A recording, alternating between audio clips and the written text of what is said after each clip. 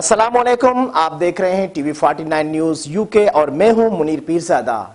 आइए आपको ले चलते हैं आज की खबर की जानिब। कसूर पुलिस की पतंगबाजों के खिलाफ पकड़ धकड़ जारी। शहर में पुलिस का गुड्डी व डोर बेचने वाले उड़ाने वालों के खिलाफ क्रैकडाउन जारी। आइए मजीद बता रहे हमारे नुमाइंदे मियां खलील सिद्दीक आ रहे हैं। जी मियां खलील सिद्दीक, क्या तफसीलात हैं, आगाह कीजिएगा। जी बिल्कुल। गुज़श्ता 24 घंटों में पकड़ धकड़ के दौरान 75 अफराद को गिरफ्तार कर लिया गया। गिरफ्तार मुलजमान के कब्जे से सैकड़ों तादाद में पतंगें और डोर की चरखियाँ बरामद। पुलिस की स्पेशल टीमें शहर के मुख्तलिफ मकामात और छतों पर मौजूद। डीपीओ कसूर मोहम्मद सुहेब अशरफ खुद छतों पर खड़े होकर पुलिस टीमों की निगरानी करते रहे। तफरीक के नाम पर खूनी खेल को किसी सूरत बर्दाश्त नहीं किया जाएगा।